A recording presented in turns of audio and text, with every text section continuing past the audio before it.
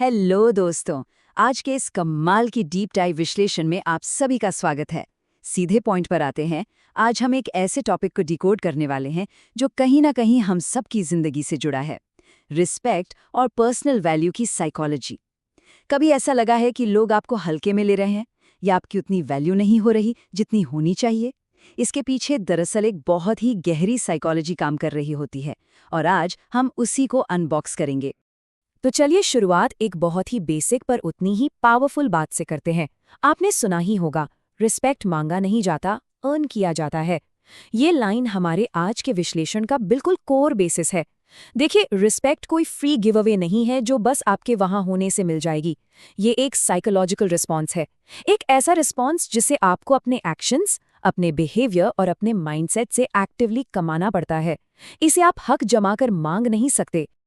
आज का हमारा रोड मैप एकदम क्लियर है। हम इस पूरे कॉन्सेप्ट को 6 मेन हिस्सों में ब्रेक डाउन करेंगे। पहले रिस्पेक्ट की साइकोलॉजी और माइंडसेट को समझेंगे।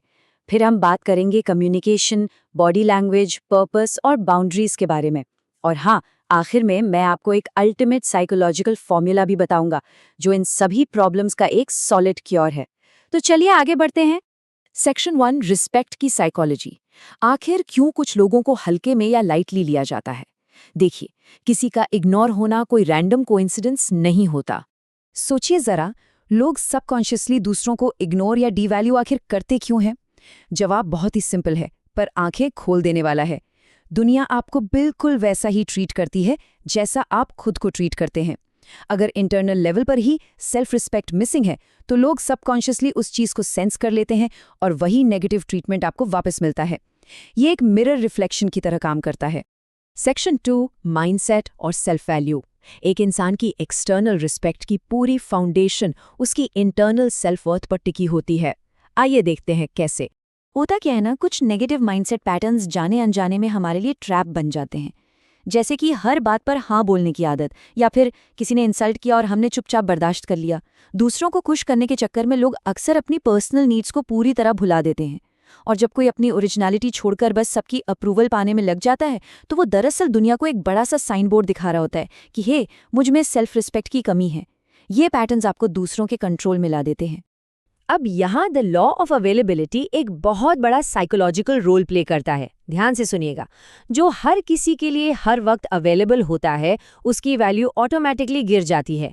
अगर कोई क्रॉनिक पीपल प्लीजर है, मतलब हमेशा दूसरों की हाँ में हाँ मिलाने वाला और हर वक्त रैली रहने वाला, तो उसकी परसीव्ड वैल्यू पूरी तरह खत्म हो जाती है। सिंपल सी बात है, जब किसी का वक्त बहुत आसानी से मिलने लगे तो लोग सबकॉन्शियसली उस वक्त को सस्ता और कम वैल्यूबल समझने लगते हैं। सेक्शन 3, कम्युनिकेशन और बॉडी लैंग्वेज। क्योंकि रिस्पेक्ट सिर्फ इस बात से नहीं मिलती कि आप क्या बोल रहे हैं, बल्कि इस बात से भी मिलती है कि आप खुद को कैरी कैसे कर रहे हैं। ये बहुत ही इंटरेस्टिंग है। एक तरफ होती है वीक बॉडी लैंग्वेज, नज़र झुकाकर बात करना, एकदम नर्वस दिखना, हाथों से फिजिट करना या आवाज़ में कन्फ्यूजन होना। और दूसरी तरफ है स्ट्रॉन्ग बॉडी लैंग्वेज, पोस्चर एकदम सीधा, डायरेक्ट आई कांटेक्ट और ठहरी हुई काम टोन में बात करना। पता है, हमारा पोस्चर और हमारी आंखें बिना एक भी शब्द बोले सामने वाले के दिमाग में हमारी अथॉरिटी सेट कर देती हैं। ये फिजिकल क्यूज तुरंत बता देते हैं कि आप कॉन्फिडेंट हैं या वीक।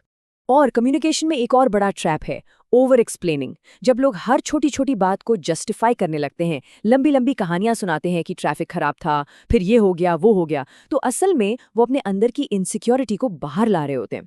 इसके बजाय जब आप शॉर्ट और क्लियर बोलते हैं, जैसे सिंपली कहना सॉरी मैं लेट हूं, ये एक एब्सोल्यूट कॉन्फिडेंस दिखाता है। कम शब्दों में बिना घबराए टू द पॉइंट बात करना एक मजबूत कैरेक्टर की पहचान है। सेक्शन 4, पर्पस और कंसिस्टेंसी। क्योंकि डेली एक्शंस और एक क्लियर लाइफ डायरेक्शन ही किसी पर ट्रस्ट और रिस्पेक्ट बिल्ड करने का सबसे सॉलिड बेस होते हैं। इनकंसिस्टेंसी और कंसिस्टेंसी के बीच का फर्क सच में जमीन आसमान का है। देखिए, जो लोग थोड़ा सा प्रेशर पड़ते ही अपने डिसीजंस बदल लेते हैं, कमिटमेंट्स तोड़ देते हैं या अपना वक्त बस गॉसिप और स्क्रोलिंग में बर्बाद करते हैं, उन पर कोई सीरियसली ट्रस्ट नहीं करता। इंसान का नेचर ही ऐसा है कि वो स्टेबिलिटी और डिपेंडेबिलिटी को रिस्पेक्ट करता है। इसके मुकाबले नेचुरल रिस्पेक्ट हमेशा उन लोगों की तरफ अट्रैक्ट होती है जो अपनी बात के पक्के होते हैं और जिनकी लाइफ में क्लियर पर्पस और डायरेक्शन होती है। सेक्शन 5 बाउंड्रीज की इंपॉर्टेंस। किसी भी रिश्ते या सिचुएशन में बाउंड्रीज आपके पर्सनल स्पेस और टाइम के लिए एक अल्टीमेट शील्ड की तरह काम करती हैं। बाउंड्रीज ना होने के कुछ बहुत ही क्लियर रेड फ्लैग्स होते हैं, जैसे किसी की बैड लैंग्वेज को चुपचाप सुन लेना, लोगों को अपना कीमती वक्त बर्बाद करने देना, लोगों द्वारा यूज होना या बार बार डिसरिस्पेक्ट होने पर भी आवाज ना उठाना। जब लोग ऐसी सिचुएशंस में चुप रहते हैं ना, तो वो दरअसल सामने वाले को अपना बुरा बिहेवियर कंटिन्यू रखने की परमिशन दे रहे होते हैं। ऐसे केसेस में आपकी चुप्पी को सीधे तौर पर आपकी एक्सेप्टेंस मान लिया जाता है। और यहीं से निकलकर आती है एक कड़ी सच्चाई, बाउंड्रीज के बिना रिस्पेक्ट इम्पॉसिबल है। कोई आपको कैसे ट्रीट करेगा, इसके रूल सेट करना बिल्कुल नॉन नेगोशिएबल होना चाहिए।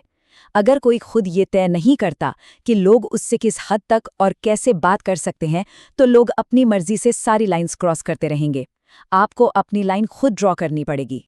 और अब हम आते हैं फाइनल सेक्शन पर, रिस्पेक्ट का फॉर्मूला, द साइकोलॉजिकल क्योर। अभी तक हमने सारी प्रॉब्लम्स को डायग्नोस किया, अब सीधे बढ़ते हैं उस एक्शनेबल क्योर की तरफ जो इस पूरे सिस्टम को रिवर्स कर सकता है। तो इस परसेप्शन को कंप्लीटली बदलने के लिए ये 6 स्टेप का फॉर्मूला फॉलो करना बेहद ज़रूरी है। नंबर 1, सेल्फ वैल्यू, खुद की वैल्यू को पहचानना और सबको हर वक्त खुश करने की कोशिश छोड़ देना। नंबर 2, एक काम कॉन्फिडेंस मेंटेन करना। 3, अपनी बात पर कंसिस्टेंसी के साथ कयाम रहना। 4, अपने लिए स्ट्रिक्ट बाउंड्री सेट करना। 5, लाइफ में एक सॉलिड पर्पस ढूंढना। और 6, एक स्ट्रॉन्ग वॉइस डेवलप करना। मतलब भले ही कम बोलो, पर पूरी ताकत और कन्विक्शन के साथ बोलो। ये स्टेप्स सीधे सबकॉन्शियसली दूसरों के दिमाग में आपके लिए रिस्पेक्ट ट्रिगर करते हैं। हम आज के इस विश्लेषण को एक बहुत ही डीप और पावरफुल थॉट के साथ रैप अप करेंगे। रिस्पेक्ट बाहर से नहीं, अंदर से शुरू होती है।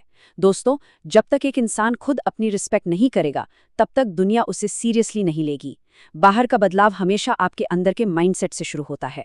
तो अगली बार जब कोई डिसरिस्पेक्ट करे, तो खुद से जरूर पूछें, क्या मैंने ही जाने अनजाने में उन्हें इसकी परमिशन तो नहीं दे दी? आज के इस एक्सप्लेनर में हमारे साथ जुड़ने के लिए आप सभी का बहुत बहुत शुक्रिया। कीप लर्निंग, कीप ग्रोइंग और हमेशा अपनी वैल्यू को पहचानते रहिए।